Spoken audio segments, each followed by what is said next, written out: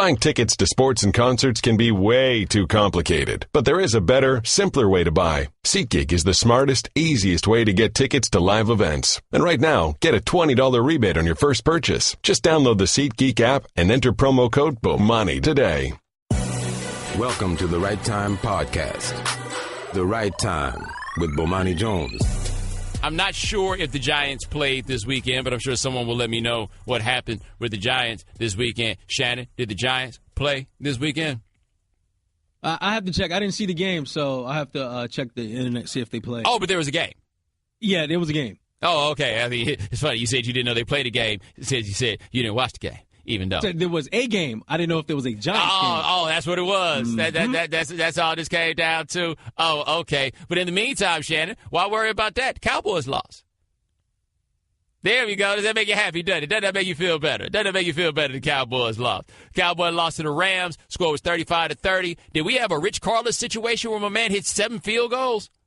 Did we have that? Shout out to whoever has their line as their fantasy kicker. Rams came out there and put 35 points up on the Cowboys while kicking 7 field goals. The Rod Marinelli bend but don't break. He might, man, that's a lot of bending. That is a whole lot of bending. And the Rams, are they good? I understand. I have said at different points this year that I thought the Rams could be good just because I feel like the Rams have too much talent in places that matter, right? Like the Rams have Todd Gurley. Jared Goff is talented. He looked awful last year, but I never denied that he would be talented. They went out, they got Sammy Watkins, they got Aaron Donald on defense, right? They got players. So you think, okay, you get some coaching in there, they might be able to get this thing going. They got that dude McVay. They call him Doogie Howser, apparently, because he's like 21 years old and he's coaching the NFL team. Hey, man, they are balling, and that offense looks good, and Todd Gurley is back to looking like a guy that you think could potentially be the best running back in the league, and the Cowboys, not good, at least not right now. And what's happened with the Cowboys that I think is interesting is that big offensive line that we figured would carry them the whole way is not. They're still struggling with getting the ball to Dez Bryant. Dez had 5 catches for 98 yards. Shannon, you know how many times that they targeted Dez Bryant in this game?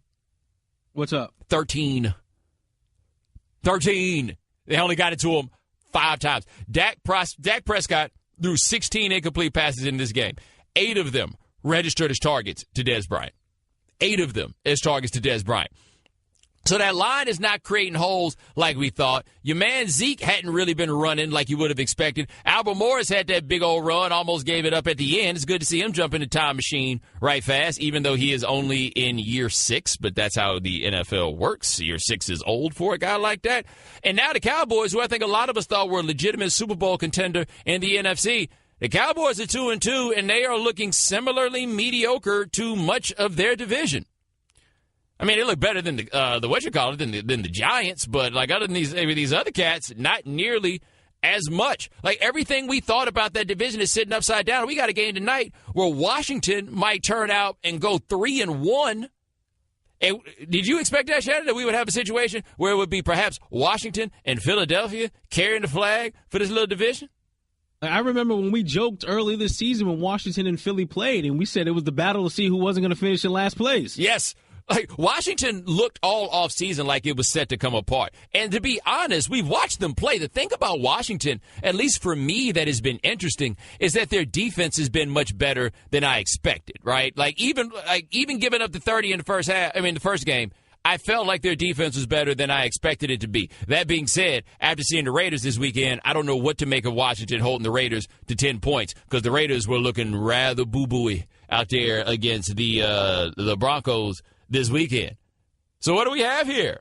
We have a division that is legitimately interesting and compelling now because it seemed like we were going to have 2 teams that were way better than the rest of them. One of those teams looks like they stink, and the other one appears to be underachieving a little bit. And the other thing to me, and you guys let me know if I'm tripping here, the Cowboys seem to be underachieving, but not for the reason that I thought they might underachieve if they were to underachieve this year.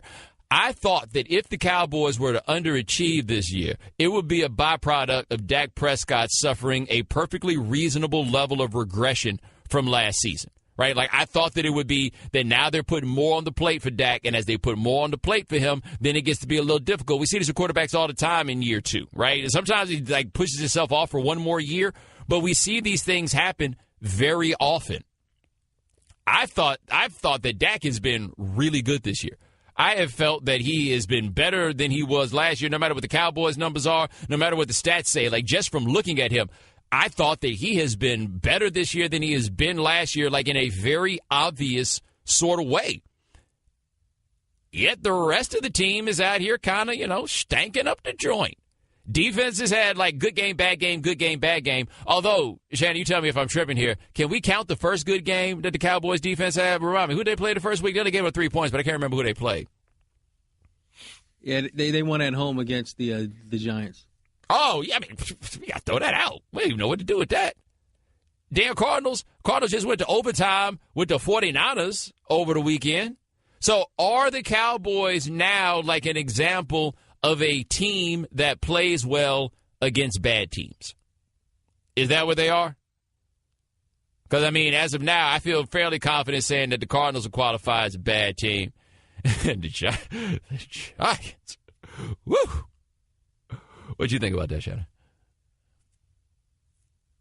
I think there's still a lot to be determined there with the Cowboys. I was asking you about the Giants. Oh, that's what we're going with. Yeah. I was just saying whether they qualified as a bad team or not. I didn't want to get a vote as we put. I'll put it like this: the Giants are the best 0-4 team in the league right now. Is that right? Are you sure they're better than the Browns? Been working on that all night. Who told you they were 0-4 though? I thought you said you ain't. That's what the rumor in innuendo is. The word. That's what the people are saying. That's what the streets is out here talking about. Wow, we got a lot of 0-4 teams, by the way. I didn't realize how many. We got 4 0-4 teams. We got the 49ers. We have the Giants. We have the parts unknown Chargers, because I don't feel like they have a home. The Chargers are like rascals with masks on. They ain't got no fans. They walking down the street. Nobody recognizes them. But anyway, back here to the Cowboys. So what's it going to take for them? Like, I don't have a great answer. Like, when I watch them, I feel like their defense at its best is better than I thought it would be. At its worst is kind of what I expected them to be. With the offense, do they require just having this massive road grader line? And if they're not creating giant holes in the running game, everything else goes away? Because I figure with Zeke, Zeke had a lot going on in the offseason. I don't really know, what he was focusing on, where his mind at, any of those things, right?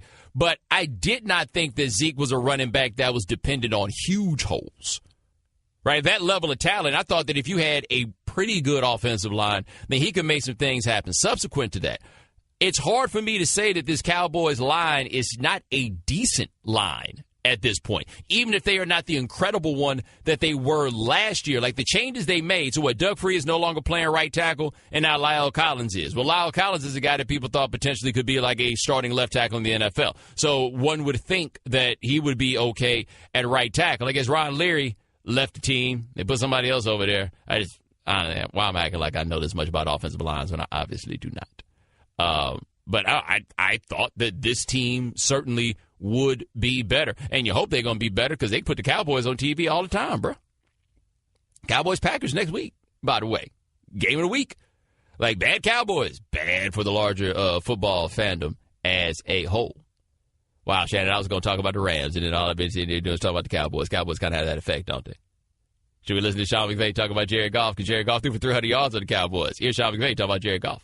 I think the biggest thing that I continue to come away impressed with Jared is that at crunch time, he just keeps an even keel. His blood pressure never raises. And I think he's a special player. And I think he's continuing to get better. I love the way that he just handles the game, with that even keel demeanor, Vinny. And I thought he was at his best when, the moments were the most important. And being able to make a couple of those third down plays, you look at some of the throws, even in that drive, where you're running off some clock, forcing them to use their timeouts. He hits Sammy on the play action, ends up doing a handful of things where he's able to create outside the pocket, in the pocket, made some big third down throws. So I think we're seeing a guy continue to mature. We know we've got a long way to go, but been very pleased with Jared and can't say enough about his effort today. I generally don't love coach speak, but Shannon, I have to say he made those cliches sound kind of cool. Like, I was pretty impressed at how entertaining he made all the things I've ever heard anybody ever say sound.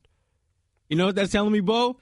That means you're falling for it, man. Coach McVay. Some people call him Coach McVay. I think you're falling hard for him, Bo. I mean, did you see the Rams last year? If you saw Jared Goff last year and then have seen Jared Goff this year, it's hard not to fall for McVay. Keep in mind, I watched what he did with that dude Cousins in Washington. I mean, like, he seems to be as advertised. You know, I'm skeptical of, like, the notion of the quarterback whisperer and everything else. Nah, man, homies seem to be what they say. All right, 888-729-3776. That's our telephone number. Coming up next. Who wants to laugh at the Giants? Shannon, you want to laugh at the Giants? I said, Shannon, you want to laugh at the Giants? He's already laughing. He just hasn't turned his microphone on. The Right Time with Bomani Jones. So the Giants look like they might was going to win. They looked like they had a chance to win. Tampa Bay had one of the big breaks that Tampa Bay had was that that Tampa Bay missed the extra point. Now it's going to put the Giants in as good positions. They had come down the field with a chance to like really win that game. They were up by 1 because of that extra point. And then Tampa made the field goal, took them to the crib, got that dub. Giants sitting there at 0-4. Let me read some statistics off for you guys about the Giants. The Giants' pass rush only pressured Jameis Winston 1 time in his 15 dropbacks, none on the game-winning drive. But bright side, they did pressure him pretty well for the 3 quarters before that. Did a lot of sending secondary plays. They were trying to get creative with it. Yeah, that's about all I got, Shannon. By the way, Odell Beckham leads the league in drops, even though he missed the first game of the year. He has 5 drops so far this season. Yeah. Eli hasn't been especially good. The Giants are 0-4. New York City got 2 football teams. Got 2 wins through 4 weeks between 2 football teams. Only one of those teams got to win. And that team would be the New York Jets. The New York Jets have 2 wins, Shannon. The Giants have none. All right, but I was thinking about this, and I'll ask you as well as the listening audience out there. Is it time for me to quit the Giants this year? Like, is it time to throw in the towel? They're 0-4 right now. Is it time? Will you miss them? If you lost them, would you miss them? Would you miss the Giants? Because they are treating you. Now, are you talking about throwing it in the towel for life or just for renting? Oh, no. Just I throwing in the towel for this season, not for life. No, I can't quit you that. Can't give them up. No. You can't give up the narcotics. You just think about throwing in the towel for this season. Now, you the type that only needs 1 win, maybe 2, and then you back on the wagon. Because, hey, let's get a look at the schedule for the Giants because I feel like it's a possibility they might be able to get this thing back rolling again. I mean, Shannon, that defense should be better than it is, right? You would think, but watching that Giants, and yes, they are. I still think the Giants' defense is good, but they don't get off the field on 3rd downs, I noticed. They do not. Which is strange because they seem to be a team, at least in theory, that should be able to get pass rush, right? Now, wasn't Vernon hurt in the second half yesterday? Yeah, he actually got hurt in the game against the Eagles, so he was questionable coming into this game, and then he re-aggravated that injury. So, yeah, he was hurt, and he left the game. Yeah, okay. Now, Shannon, it's the 0-4 Bowl next week at Snoopy. You got the Chargers coming into town. So that could be a win, right? Right. It's a 1 o'clock kick, a West Coast team. So you got a win there. You're going to play at the – okay. And then you got maybe the Seahawks at home. You think they could pull that off? No? Okay. The Rams. Not as easy as it used to be. Hey, you get to go play at the 49ers on November the 12th. I done found you 2 wins by November the 12th. I would consider throwing in the towel if I were you. Right now, the strive is we're trying to be great at 8-8. That's the goal right there. We need a catchy slogan right now for the Giants. Just be great at 8-8. That's what you want. That's what we're going with right now. That's the goal right now. All we're shooting for is a mid-round pick. By the way, if you're irritated with your football team, you may be a lot like head of security McAdoo. Here he is talking about that. Yeah, I'm not surprised. I'm not shocked. Disappointed. Irritated. It's not just one drive. It's not just one play. We need to do things better. We need to catch the ball better. Blocking. We took a step in the run game today, I thought. I thought Gallman gave us some juice there from the backfield. But tackling continues to show up on defense. We need to tackle better. I'm irritated that we're 0-4. But we need to go to work.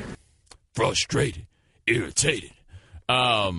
Yeah, they weren't able to run the ball again. Like, you talk about Gallman giving us some juice. Shannon, Gallman had 11 carries for 42 yards. Yeah, for the Giants' run game, that would be considered juice. Yeah. How about Pontob Perkins? Pontob Perkins had 1 run that went 14 yards and had 9 carries for 13 the whole game. You know who the Giants' second leading rusher was in that game? You know who it was? Go ahead, tell us, Shannon. Giants' second leading rusher. I bet you know. All right, without even looking at the stat sheet, was it Eli? It was Eli Manning. Oh, God. It was Eli Manning. Your punter keep hitting the ball off the side of his foot. He can't even get it right. There's all these things here for the Giants. And now I get, like, one of the great joys of living in New York is like one of these things that you dream about when you don't live here. But now I'm here, which is a terrible football team and watching the people who love it come apart at the seams.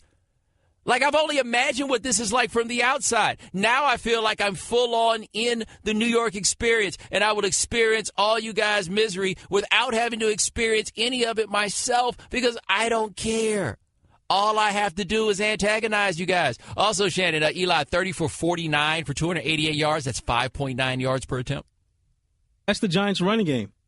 I mean, honestly, these short passes, I don't know if that's to do with the offensive line and their inability to, one, pass block or run block, but that's the Giants' running game right now is these short, quick passes. Yeah. Yeah, and they gave up big plays, too, like that O.J. Howard play, right? I mean, it's big plays that are giving up. Shannon, they let the other tight end, they let O.J. Howard have a 58-yard catch, and the other tight end have 4 catches for 80 yards. And for all the people tuning in at home, yes, I am staring at the box score as we speak. 888-729-3776. That is our telephone. No, so to Rudy in Queens. Rudy, thanks for calling the right time. Hey, what's good, Bomani? Hey, yo, tell Shannon to keep hope alive, man. Dallas Cowboys, that's my squad. They got 2 wins and 2 losses. I'm ready to throw in the towel, so tell them to keep hope alive. Yeah, there you go, Shannon. I appreciate that positivity. Thank you very much. No, that's all he wanted to tell you. That was it. 888-729-3776. Talk to Kevin in North Carolina. Kevin, thanks for calling the right time. Thank you very much. Shannon, please, you got to keep hope alive. I know it's bad right now. We're not looking good.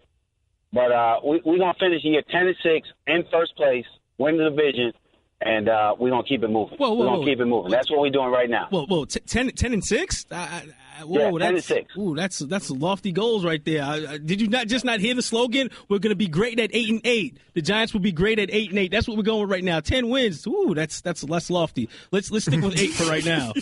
Be great at 8-8. Shannon, you got to shoot for the Galaxy. You got to shoot for the Galaxy. If we don't get it, we'll go with 8-8. But we're going for 10-6. We can win this division. What? We got the Cowboys, we got the Eagles, and we got the Deadskins. I mean, we can do this. We got to win Sunday, though. We got to win Sunday. Kevin. We got to win Sunday. Kevin, you don't believe a word of this, do you? Yes, I do, bro. I believe this. You got to believe. Kevin, but you don't. That's the thing. You have to believe. But do you really believe what you're saying right now?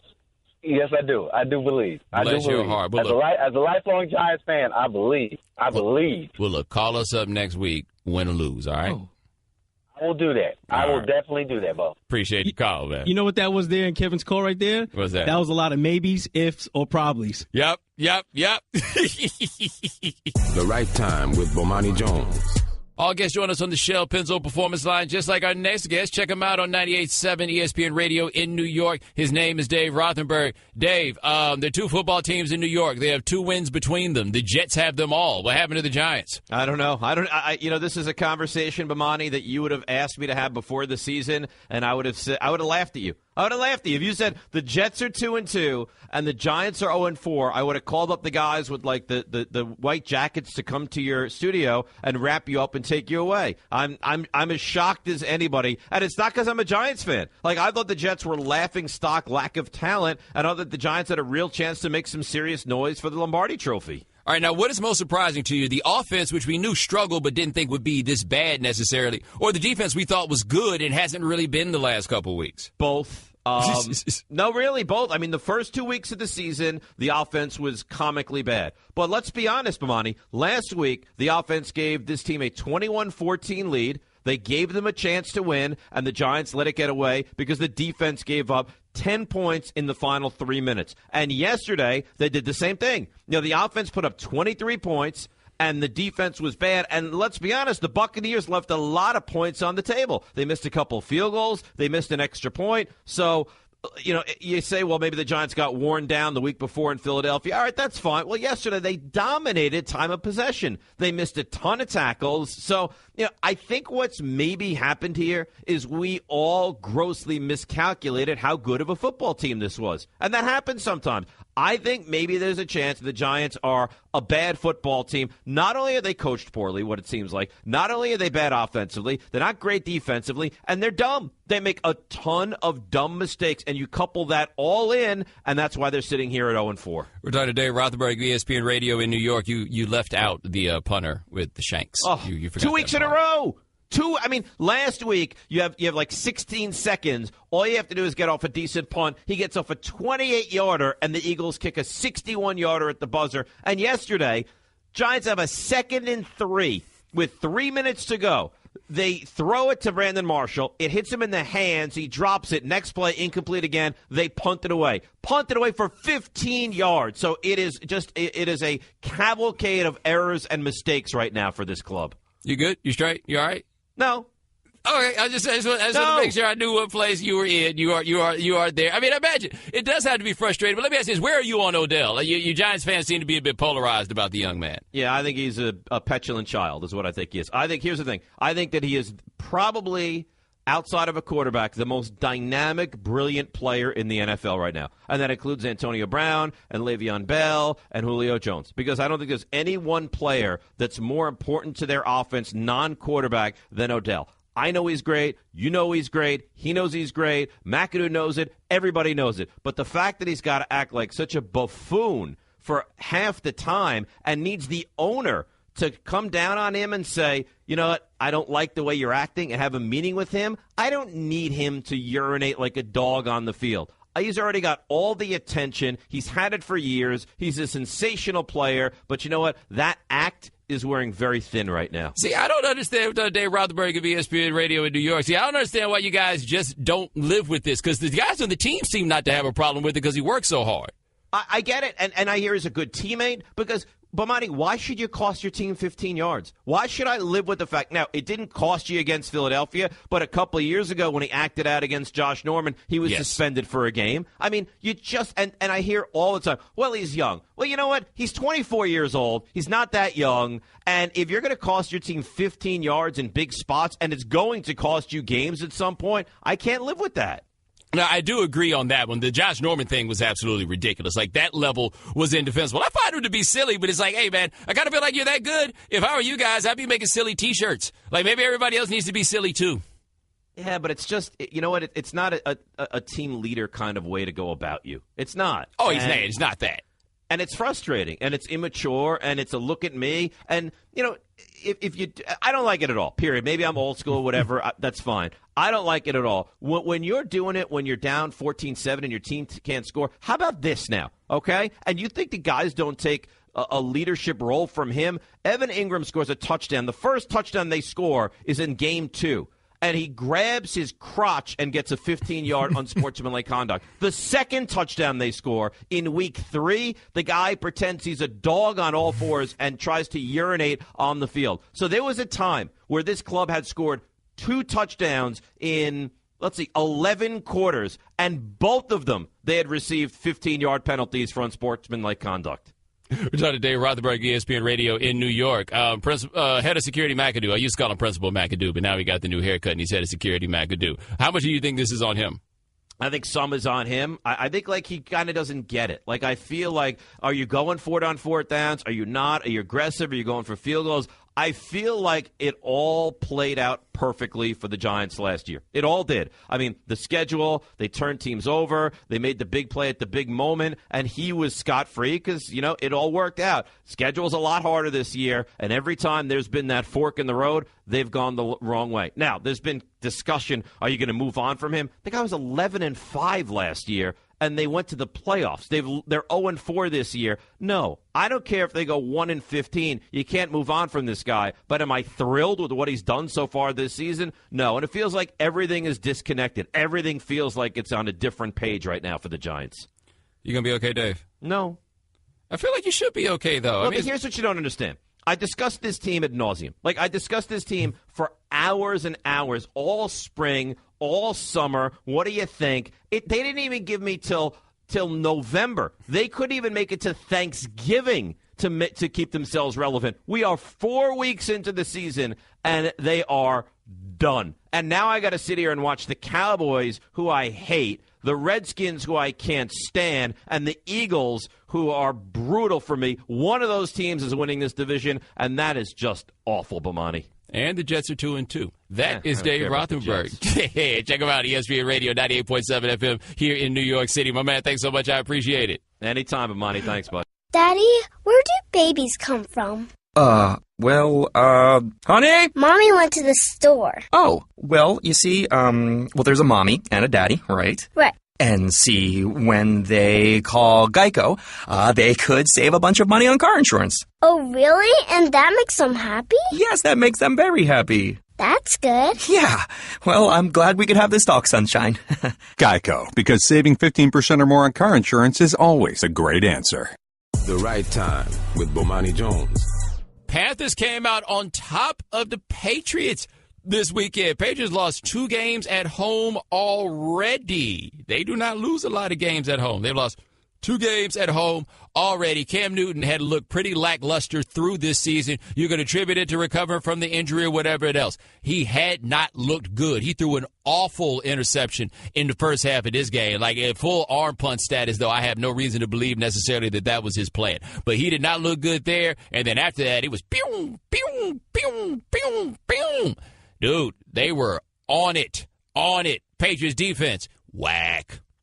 There's no other way to put it. And, by the way, what's interesting about the Patriots defense, aside from the fact that they have some personnel issues in the front seven, they also didn't seem to be places where they're supposed to be. Like, the guys that do the film stuff seem to all be looking at it just being like, yo, there were coverage busts. There are all these things that you do not associate with the New England Patriots. Just like on offense, you don't associate them ever with a poor offensive line. At the very least, they'll give you an offensive line you don't have to think about, right? Which is probably the best kind that you can have. The offensive line has been mediocre, and nobody knows how many problems they got. More like Bill Belichick. Listen to your mans. Whatever they are. Okay, I mean, we play a different team every week. Nothing's quite the same.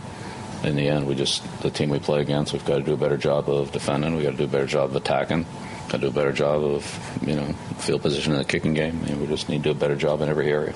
So that's what we'll work on. Well, everything's important. So, you need to do a good job in every area. If any part of it's not right, then against a good team, good quarterback, good receivers, then pay the price in this league. So everything's important. Just got to do it right. Got to be more consistent. See, what's interesting there is that you play against a team with a good quarterback and good receivers, and the Panthers only got one of those.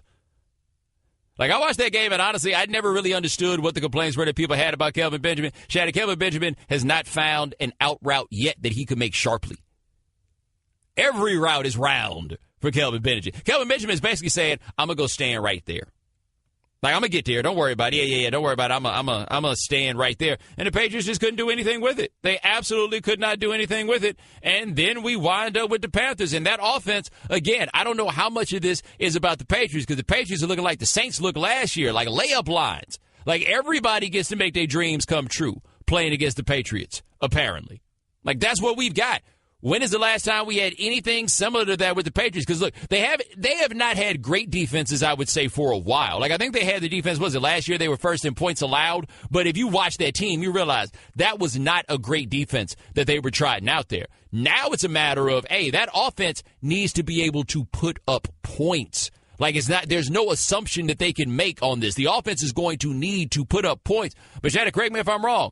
I mean, Amendola played, but they still got, they're a bit shaky there in the wide receiving corps, right? Because Amendola, if he ain't hurt now, he will be.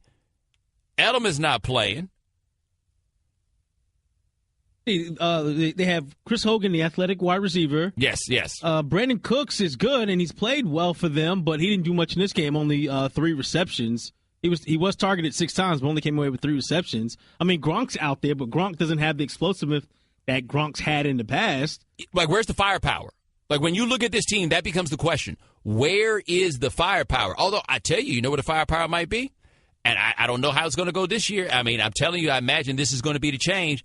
get ready for a lot more Dion Lewis, because whenever Dion Lewis plays for them, Dion Lewis balls. The offense functions really well with Dion Lewis. Like, they're out there running with Mike Gillislee. The only thing is, I don't think of Gillislee as much of a receiver, and I could be wrong about that, but I don't think of him that way. They're best with the running backs out there who you have to worry about maybe that they'll get the ball, but those pass-catching running backs allow them to exploit matchups that make them better. But they're going to have to do whatever it takes to score a bunch of points, because if it ain't firepower, I don't think they're going to be able to get this done. Yeah, to your point, James White, the running back, had 10 receptions. Yeah, but for 47 yards. Like, that's it. So they're not a threat to run the ball. They do have guys I feel like they can stretch the defense. Like Dorsett, I mean, yeah, right? But like Cooks is a guy that can stretch the defense. Amendola at least has like a speed component, and Hogan is a guy that can stretch the defense. They should be able to score points. And to be fair, they put up like 30 points in this game. But, Shannon, you know who didn't play so great in this game, I would argue? Again, Tom Brady. Like, he wasn't bad, right? Like, I don't want to act like he was struggling. And it's not like, the one thing about Tom Brady, though, is that even if Tom Brady is not playing excellently, he's not going to throw the ball away. And it's not really like an Alex Smith sort of situation where you're checking down out of opportunities down the field because you're so terribly risk averse. The dude's just not going to be out here making mistakes. That's a benefit I feel like they have. But I also feel like you got to get more than like one 13-yard run out of the running game. Right, like the run feels to me like it's got to be more than simply a change from passing all the time. This is not a game. I don't feel like the Panthers are good enough this year for this to be a game that the Patriots should lose at home.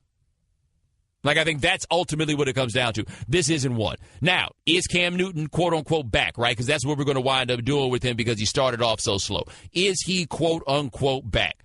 I have no idea how you can tell what a quarterback is or is not when they're playing against the Patriots. Like, that's the point I feel like we've reached with the Patriots defense. That being said, one thing with Cam is obviously the Panthers are trying to keep him out of the running game, or they have earlier in the year, right? They're trying to not have so much of their running game centered around him, because the thing about Cam has not simply been that he could run, but that he has been the centerpiece of their running game. Like, their running was centered around him being there and the threat that he presented. I do not think it's a very good idea for them to run the ball with him as they have in previous years. This is year 7 for Cam. I don't know how much longer you're expecting to get out of him, because I'm starting to fear that he's going to wind up having a running back sort of career span because he takes the carries like he is a backup running back. But, man, they look a lot better on offense when Cam is out there as like centerpiece of the running game. And I will give Cam credit for this. He did slide a lot more in yesterday's game than I have seen him slide throughout his entire career. Yeah, can't do it no more. Right. Getting too old for that. Because it's funny, because I'm sure the Panthers have had those conversations with Cam, but if you're Cam, hey, I'm bigger than mostly anybody who's out here trying to tackle me. I'll lower the shoulder and get the extra yard. But like you said, he's in year what now? What is it? 7. Year 7? You can't do that. Yeah, it's slide. You might give up, 3 yards, but slide, live to fight another day. Yeah, he's doing a slide, and people looking at him like, bro, you used to be able to go shot for shot back in the day. He's like, nah, man, I got to wake up in the morning, man. I can't deal with these headaches. Speaking of the Panthers and touches, do you have any problems with Christian McCaffrey getting 17 touches? I mean, he's getting the ball in the receiving game, the running game. He's the kick returner and the punt returner. Yeah, I don't have a problem with him getting all of those touches, right? The only thing is he's getting a lot of attention. That's one thing that should be noticed. He's getting a lot of attention, but what did he do with the touches when he got them? Like, is he really just turning out to be a really, really effective decoy? 4 catches for 33 yards, 6 carries for 16 yards. Like, is he just the super effective decoy man? Like, in the way that everybody has just seen the film on him and heard all the talk about him, so they feel like they need to be watching him in that way. But how much evidence do we have that he really merits that much attention? Also, shout out to Fozzie Whitaker, who is doing his annual I'm going to ball before I get hurt situation. And to be clear, Fozzie Whitaker has been doing this since he was in college. I've been watching him play this game for a long time. And yes, Shannon, here it is. All that attention McCaffrey's getting. 2.9 yards per carry, 9.4 yards per reception. But it's hard to argue that they are not better with his presence, just because everybody knows there's a chance. But how many guys command this much respect without actually proving anything in the NFL? And that's not shade toward him. It's just interesting to observe it. All right, 888-729-3776. That's our telephone number. We got a poll on the ESPN Radio Twitter account at ESPN Radio. Is it time for Shannon to throw in the towel on his Giants just for this year because he's not quitting the narcotic? You go check that out. And let's hit the phones and talk to Mike in Tennessee. Mike, thanks for calling the right time. What's going on, my man? Doing all right? definitely think it's time for Shannon to throw in the towel on the Giants. I mean, if he's looking to be great at 8-8, he needs to go get him Mr. 50-50 himself, Jeff Fisher. Shannon, you got a response for that?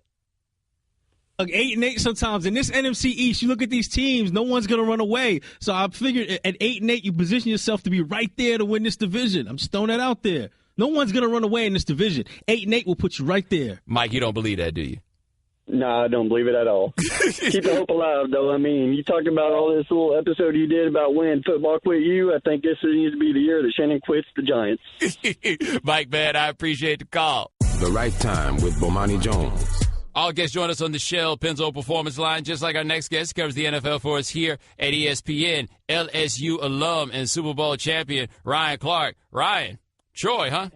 So you got to just throw that LSU out there after this Saturday, huh? I had to explain why I was asking about Troy off the jump. I was a little bit surprised by that. Man, you were surprised. I was upset. I'm watching it, and I couldn't believe it. But, what it tells you is that, we aren't a very good football team. Supposedly we have the athletes. We have the two of the highest paid coordinators in football. And we can't beat Troy. And there's no disrespect to them. But first of all, when somebody's your homecoming, secondly, when you pay them $1 million, they ain't supposed to beat you. And that's exactly what happened on Saturday. Are you worried that something hasty may happen with Coach Ogeron by the end of the year? I don't necessarily think something hasty is going to happen to Coach O. I think he's going to have to do something that is, a little unorthodox or a little crazy or a little impulsive, and that does scare me. We're talking to Ryan Clark on the Right Time. Switching gears just a little bit, Shannon wants to know if it's time for him to quit his Giants. Yeah, all the way. It's over. No question. They done. Finito. They gone. At least, listen, he ain't got to quit him as in not watch him play, because they'll do some exciting things and they'll win some games and mess up some people's playoff runs or playoff opportunities, but they ain't going to the playoffs. Yeah, that's Shannon. Finito. That's a wrap. Strive for great at 8-8. That's all I'm going with. So what's happening there? Do you think it's a talent issue there or a coaching issue? I think it's a little bit of both. I think it's a little bit of stubbornness, a little bit of ego, that you don't find ways to help your left tackle. They did get a semblance of a running game going on Sunday with Goldman Jr., the rookie, playing a little bit. Obviously, Odell is Odell, and he'll make some big plays. But when your defense is consistently and constantly on the field the way that team is, you're going to get burnt out. You're going to get tired. You're going to give up some big plays. There's going to be some miscommunication. And that team, which defense really carried it down the stretch last season, is what hurt it against the Tampa Bay Buccaneers. But you can't keep putting these guys in the bad situations you do when you got 3 and out and when your punter's punting the ball straight out of bounds in very important situations. Like, you have to help them be better. You have to give them opportunities to rest, and the Giants aren't doing that. Well, are you surprised they can't generate a running game at all, though? Because, Perkins had 13 yards on 9 carries, and one of his carries was for 14. Yeah, if you look, they don't have a great runner. Obviously, when you mentioned Perkins first, when that's the first name that rolls off the top of your head when you're talking about a running game, obviously it doesn't strike fear in the hearts of defenses.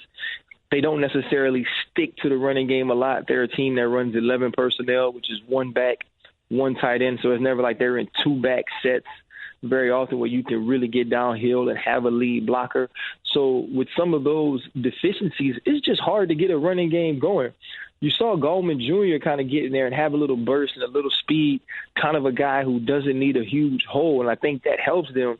Maybe if he plays a little more, you can at least have the threat, because now you can get play action and get the ball down the field. You saw Odell get a double move in there late because they were able to protect a little bit because they had a bit of a running game going. All right, we're talking to Ryan Clark here on the Right Time. Are you surprised at how bad the Patriots defense has been? I am. I think the thing that's more confusing is they're not bad physically. It's not like Malcolm Butler's out there just getting torched or, they're getting blocked off the sideline. It's communication errors. It's discipline. All these things that we attribute to Bill Belichick and Matt Patricia defenses consistently being. We're like, you know what? They might not have no good players, but they're going to be in the right place. Or their players might not be the biggest and the best and all pros, but they're going to make sure they keep the ball leveraged. They're not doing any of those things. And so that means it is fixable, but it's also very out of the ordinary when it comes to a Patriots team. So it makes you think, okay, what's going on in New England right now that they haven't had go wrong in the years past? Now, on the other end from the game against Carolina, how much stock can we take him from Cam's performance in that game, given that defense isn't very good? Well, here's the thing. If you look back, starting from week 1 against San Francisco, and see how many open wide receivers Cam Newton missed. I'm talking about guys just running Scott butt naked, booty free, and Cam Newton missed him. He hit those guys this week. It wasn't as many overthrows or errant throws. It wasn't as many times of him holding the ball in the pocket. There were some called runs on third down that he got on third and short. There was also the running touchdown. So we saw Cam be a little bit more Cam than he had in a long time. And if he does those things, this team is definitely better, but we just got to see if it'll be consistent. All right, we're talking to Ryan Clark of ESPN here on The Right Time. What do you think about Tyrod Taylor's performance against the Falcons? I thought he looked really good. I mean, he created some plays with his legs. He had one throw on a post corner that was just big time. And so you're seeing some of the physical talent stuff happen that we kind of always knew he had, but now it's producing wins. And he's a guy that, Mort was making a joke. Yeah, they're always talking about Tyrod Taylor's underrated. Tyrod Taylor's underrated. He's like, he's not underrated because we're always saying that people underrate him. But if you watch Tyrod play recently, he's really stepped up his game. Let me ask you this, as a former defensive player in this league, what do you think about this new prevalence we're seeing of teams like the Bills? The Falcons did it last year. The Patriots also a lot. The increased emphasis on running backs and tight ends in the passing game. I think as a safety, it makes it more difficult, but you're also excited because it makes you more valuable, right? If these are going to be the people they're trying to beat you with, if these are the guys that they're going to focus on and highlight, then they're going to have safeties and linebackers that can cover them. So for one point, you're excited. It's also a time for you to make more plays, but you have to be dialed in and play out because you know you're going to get action. Is this just the next evolution of NFL offensive football? Like, where's the next place that you can find the wrinkle? Well, I think the thing is you look at some of these teams, they don't have guys on the outside.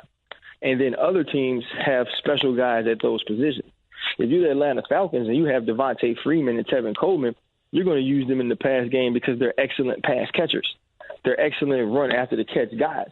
If you have Jimmy Graham and Rob Gronkowski, you're going to throw the ball to them because they're excellent pass catchers. So you also have to have the people to do it. But I think when you look at these more spread teams, they're just looking for matchup problems. They're looking for matchup wins. And so when you have a guy like that who is better than the guy covering him, you're going to go with him.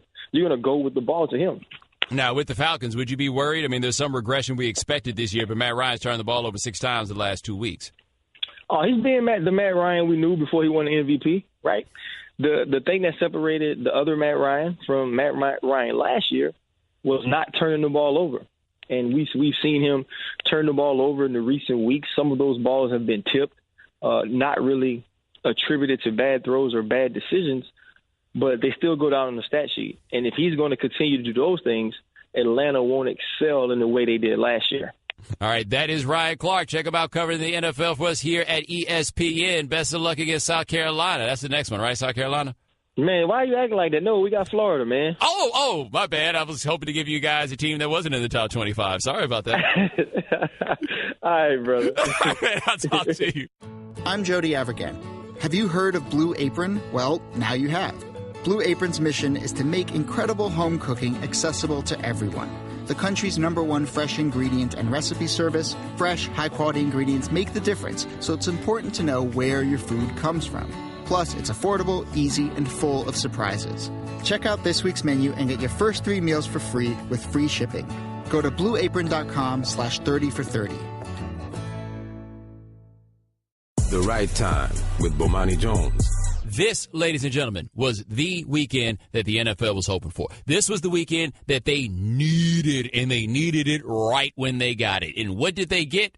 they got a weekend of really good football, or at the very least, a weekend of really entertaining football. And they got that weekend of really entertaining football at the same time as we saw basically the slow death of the anthem protest, or more accurately, the death of the anthem protest as being like a headline topic when we got to talking about the week in the NFL. Like, this is honestly the first week of the season where I think, and Shady, correct me if I'm wrong, this is like the first week of the season that we've led off the show after football with actual football. Like games, X's and O's, interceptions, touchdowns. Right, things that happen. And part of it, of course, was that the social situation was such that it merited a level of attention. But the other part was, it wasn't like we were like ignoring these games that you guys really, really wanted to talk about. Like, that wasn't what the play was. Like, that was what there was that was out there. That was there to discuss. Well, the anthem, of course, continued to be a big thing, but the owners, Jerry Jones, brilliant. All these cats came out here and they did the lock arm thing. The owners came down on the field. Then Jerry Jones came down and took a knee. And now the meaning of the whole knee does not really exist. And there's a much larger, longer discussion I can have about how the whole notion of taking a knee has become larger than anything that had to do with any cause that was surrounding it, to the point that the idea of taking a knee has at once taken on too much significance and too little significance. It has taken on too much significance because you have people who believe that if a player is not kneeling for the national anthem, then he's not righted for the cause, but also not enough significance because the whole gesture has been taken to mean a million things, and now it's being done before the national anthem, which really is not a protest, because I always thought that the notion of the protest of not standing for the national anthem, not standing, because the kneeling part is secondary, but not standing for the national anthem was the way to raise a question as to whether or not the values that the country represents are actually the values that the country has, right? Like, that was what the significance of that was. Now you got cats out here as teams and everything else kneeling before the national anthem, which takes away like the symbolism of America from the whole situation. It was never about the anthem itself. It was about the country, about who we are, and about what we do, right? Now the cats are kneeling before. And by the way, still getting booed. The Ravens took a knee before the national anthem at home, got booed. And I am very curious, by the way, how it is you as a football player go out there after your fans have booed you and you haven't done anything to their national anthem, which, by the way, goes to what I said last week. You have a whole lot of fans who are remembering now that they hate the players more than they actually love the games. Now, Dal Van Natta and Seth Wickersham of ESPN Magazine did a story where they went behind the scenes in the meeting that the owners had with some of the players. A lot of things went down there. Shannon, one of the owners, said that what they wanted to do was make the players all wear a patch that said Team America. And it wasn't that on Adult Swim? It was Matt Stone and Trey Parker did a movie, Team America. Yeah. Like, okay, that one didn't go over very well. But one of the observations D. Smith had in this piece was that D. Smith was like, this is a quote, "For the first time, the owners are afraid of the players. It has less to do with money and has more to do with control. The owners are used to being in control, and they aren't on this. They know it. They hate it." Like, the owners really... The way they characterized what went on with Jerry Jones, for example, there really seemed to be a lot of negotiation as the owners understood, like, look, man, we need y'all to stop doing this. What can we do to get y'all to stop doing this? It isn't making things go well. Can we get y'all to stop doing this? And this is now largely done. The owner of the Lions, Martha Ford, she says, the story was that she told her players, I'll put money on the causes y'all want me to put the money on. Just please stop. Like, this is where we were with this. But now, as I said last week, man, once the owners started getting involved in this, man, it's over. Like, if the establishment is doing the same gesture as you, your gesture is done. If the establishment is getting behind the cause that you're on, then you've been largely effective. But what they've done is they've co-opted this, and now it's a wrap. Now it's done. It's over. Now, there are perhaps plenty of other gestures that guys may have that they want to do during a game or any other time, but you're going to have to find a different one than taking the knee. Like, the thing about taking the knee is it just became easy to do, right? It's just out there. People are like, well, what did Colin do? Well, Colin took a knee. Okay, then I guess we'll all take a knee. The irony, by the way, of how misunderstood all of this is and how people's, like, I just feel like this thing is all over the place. The guys who are taking knees during games are getting booed by their home fans. The dudes that are just sitting on the bench like ain't nothing going on, who are showing absolutely no respect for the anthem when respect for the anthem is the thing you seem to care about, like Michael Bennett. Michael Bennett is over there sitting on the bench. LaShawn McCoy, while they were out there standing, LaShawn McCoy is just stretching That didn't turn into the big story. Michael Bennett over there just sitting on the bench. I guess it's maybe because we're numb to the idea of Michael Bennett. Kaepernick did the whole thing of taking a knee as a measure of compromise to show some deference for veterans while making his point. Michael Bennett is like, I ain't thinking about no veterans. I just ain't standing for the anthem. Which, by the way, if you're just not going to stand for the anthem, then don't. Right? If you feel like that you don't have to stand for the national anthem, then don't do it. Like, trying to please everybody clearly is not going to work. Like, if you're going to do it, apparently, you might as well do it like Michael Bennett. Because Michael Bennett, even with the whole thing swirling with Las Vegas around him, Michael Bennett catch a lot less hell sitting over there than the dudes do kneeling in front of the fans. Because when they kneel in front of the fans, once again, the fans get reminded, in very many cases, that they hate the players more than they love the game. Marshawn Lynch showed up to a game wearing a T-shirt that says everybody versus Trump. Marshawn Lynch is not standing for the national anthem, but Marshawn Lynch isn't even bothering to answer your stinking questions. Nobody trips on Marshawn Lynch. You realize how crazy and ironic that is? That the dudes who will stand before you and answer your questions and tell you what their calls are, you have more of a problem with them than a dude who does this and won't bother to even say anything to you. He ain't answering nothing to you. Michael Bennett's willing to answer to you, but Michael Bennett just ain't standing. He ain't kneeling. He ain't doing any of that. He's just sitting over there. And he gets less hell than the Baltimore Ravens do, trying to express to their fans the significance of the situation that they are in. Oh, by the way, now you see why your man Bisciotti was like, yeah, I don't think I can bring Colin here. Yeah, I don't know about that. Our fans actually are very fond of the status quo. They don't really see what the problem is. Black men are being killed unarmed by the police in a way that we find to be a problem. We don't. And that's basically what that seems to be saying to me. They're in the city, by the way, where they've had chances to address these matters. And they're like, nah. We like it when the cops smoke a couple of y'all every now and then. Makes us feel safe. But it's over now. Like, I think from here on out, we are going to be talking about football. Which, I mean, to be honest, I understand the people who say, when they make the argument, I just want this escape, I just want to talk about football. I get where you're coming from to a degree. I find it to be largely disingenuous because the people who say they want to escape from the news they're not the ones getting the blues in the news, right? Like, they're just the ones reading it and maybe they don't like it, but they're not the one when they read the stories in the news and be like, damn, we getting the blues here. It's not really them that are doing that. But I understand the argument. I would much rather talk about football. Shannon, we talk about this all the time when this comes up. I have to be convinced to talk about these non-football things. I would much rather come out here and laugh and talk about football. Because there are times with some of these non-football issues that they could be a latest development and say, hey, could we do that? But there's nothing really there. But we could. Other shows do it, but we don't. We try to air quote stick to sports as much as possible. When it lends itself to it, we'll stick to sports. But at other times, when you have a major issue going on, we have to talk about it. No. We try, to your point, we try to talk about sports as much as possible. I'm here for these jokes, man. Like, I am in this because I really enjoy it, and the other stuff is really stressful because it actually affects my life in a way that it doesn't for a lot of you. But this is where we are now. The anthem protests are now. I mean, whatever point was going to be made, that point's been made. My thing I look at players on, though, is that if you had a problem if you didn't want to stand for the anthem before, I don't understand why you're doing it again. Like, I don't get doing it one time and then going on. Like, if you feel like the anthem is not representing you, then don't do it, right? Making a show out of it one time? No, I don't understand. That being said, here's how you really know the anthem protest is over. You know the anthem protest is over because Cam Newton finally showed up.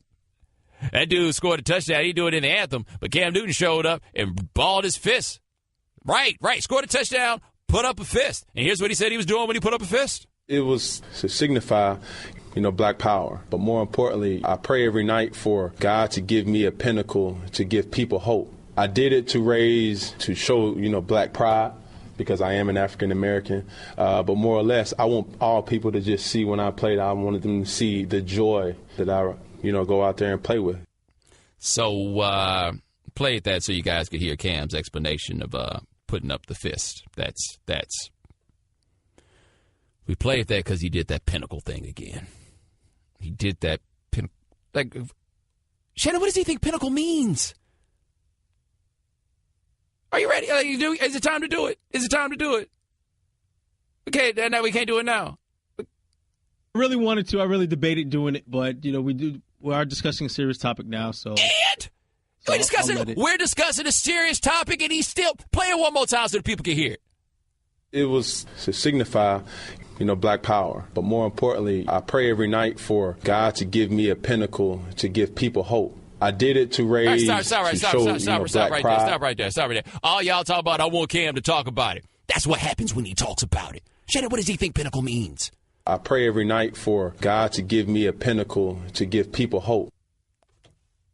What does that mean? Anyway. You put a person up on a pinnacle and you just analyze them from so many different areas. It's kind of unfair, but, that's the life we live. So, Shannon, you have to say to say ruffle the lion's feathers. We're still going? You can probably, ink it in gold. Our morals are high. Is that all? The monotonism of life could get old. Anything else? We're not playing ballet. You're not done.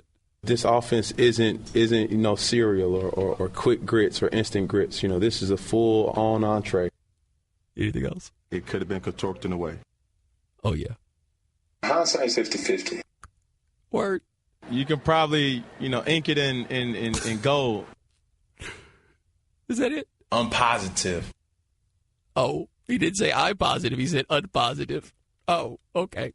Anyway, anthem protests are over. Cam jokes began. Now we can move on. The Right Time with Bomani Jones.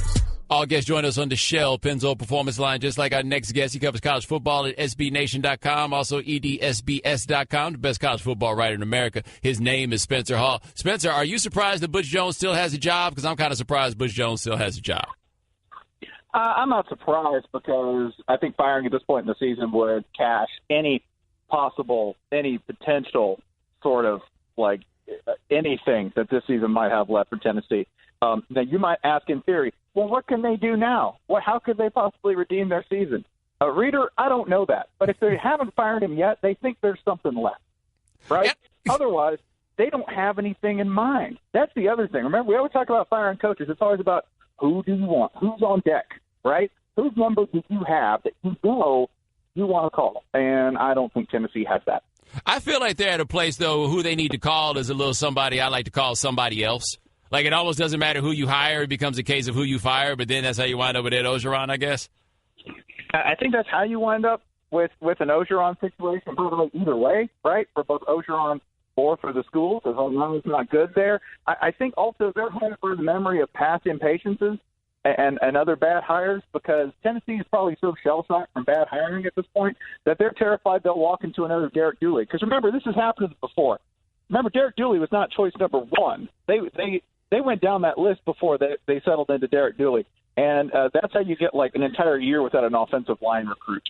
Yeah, and the last time they got the guy they wanted, I believe it was Lane Kiffin. We're talking to Spencer Hall of SBNation.com. Now on the other end, so is boring Kirby Smart actually good at this? He's definitely good at 2017. He's good at truck commercials.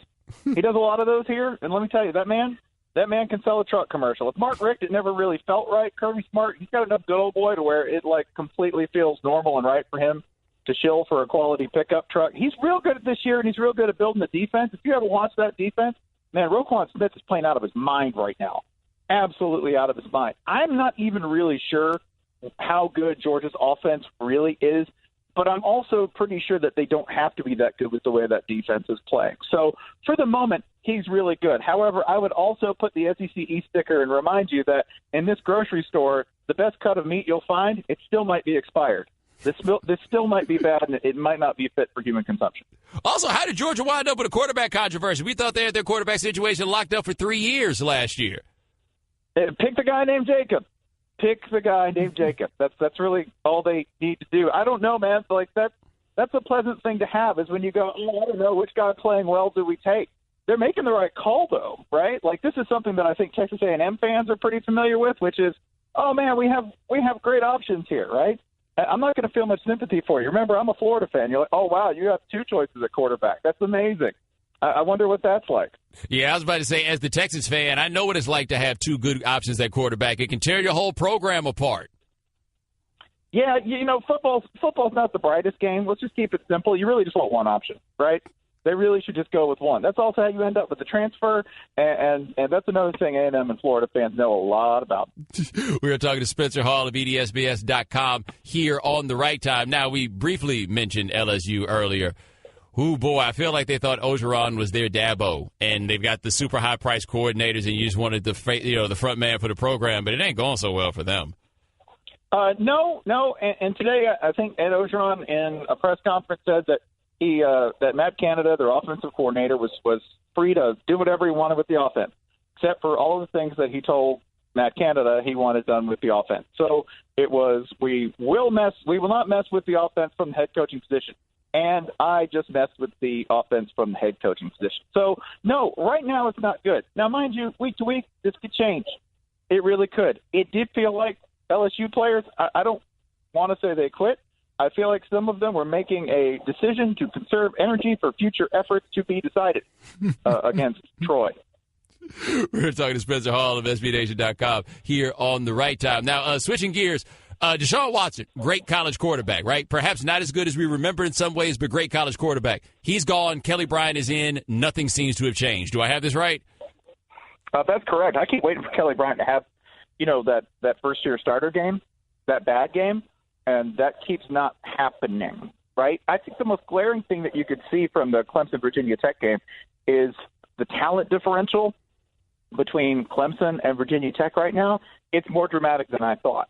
And that's because Clemson has been just going gangbusters in recruiting cycles for not one, not two, but, going on 5-6 years now. And that depth is really starting to show out. Like, they don't really need an offense in order to excel this year, and they have one. And that's terrifying. It should be scary for the rest of the ACC, particularly for teams like Florida State that now have to have, like, a very different first-year starter experience with Blackman after the injury to DeAndre Francois.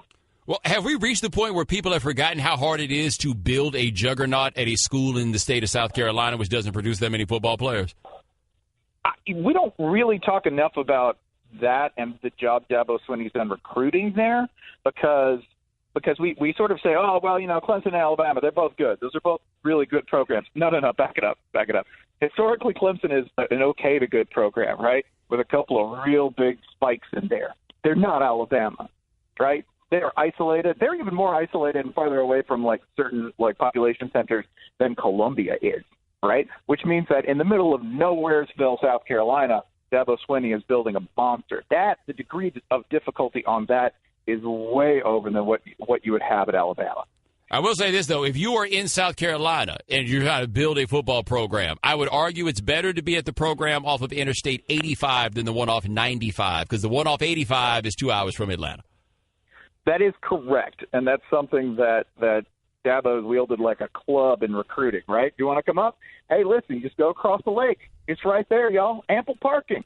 Clemson, we've got ample parking, and playing time is getting, like, scarcer by the day because we got all this talent. But let's not focus on that. Remember, 2 hours from Atlanta, just go across the lake and turn right. We're talking to Spencer Hall of EDSBS.com here on The Right Time. USC lost to Washington State, and I'm just wondering how much USC has to hate when they look up and they've got to play a game at either Oregon State or Washington State on an off night. Because I feel like I've seen them lose that game to Oregon State on Thursday or Friday night like 2 or 3 times. No, that's death. And that's like that's when USC stumbles on the road, it usually happens somewhere with, like, mysterious fog, bad weather, a lot of fields and like a lot of fields and lentils around it, right? Like Pullman. We were talking about Clemson being in the middle of nowhere. No. That's 2 hours from Atlanta. Pullman's like what, an hour and a half from Spokane or something? You like have that? to fly into Moscow, Idaho. Yeah, you gotta fly into Moscow number 2 in Idaho, right? You got to fly into, like, the fourth largest city in Idaho in order to get to Pullman, right? That's bad for anyone. I think for USC too. Like, as a team, they were already in a bad spot. Darnold has thrown I think he's tied for second most interceptions of any player in the nation right now. They're obviously pressing, and you get up against an opportunistic Washington State defense and a really hyped crowd and an offense that was definitely going to get their yards and points. It all added up to something real bad. Now, this is traditionally when you would see, like, a team like this rebound, right? So it'd be interesting to watch USC over the next, 3-4 weeks where they find out what really works offensively for them. I don't know why they ever throw the ball. Like, ever. I don't care who the quarterback is. I just throw nothing but play action. Nothing but play action and let Darnold loose in the fourth if you're behind because he's way better working under pressure. Ronald Jones II, I've said it all season long, He runs like he hates you. Really nice dude. Runs like he hates you. High knees. I mean, do you want to tackle that? You just want to tackle this like moving thresher of a human being? I don't. Just run him until the defense hates life, and then throw over the top. I don't know. Maybe football's not as hard as I think it is.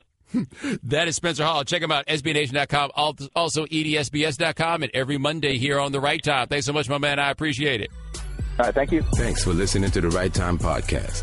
Please come back tomorrow for more. And don't forget to listen to The Right Time with Bomani Jones from 4 p.m. to 7 Eastern on ESPN Radio and the ESPN app. Okay, keep your eyes closed. Okay. I want to show you my first ever painting. All right. Okay. Open your eyes. Oh, that's a lot of colors and shapes. So be honest. What do you think? Well, I like how if you switch to Geico, you could save hundreds of dollars on car insurance. Oh, yeah, that's true. Yeah. Here, why don't I hold your paintbrush while you call them? Geico, because saving 15% or more on car insurance is always a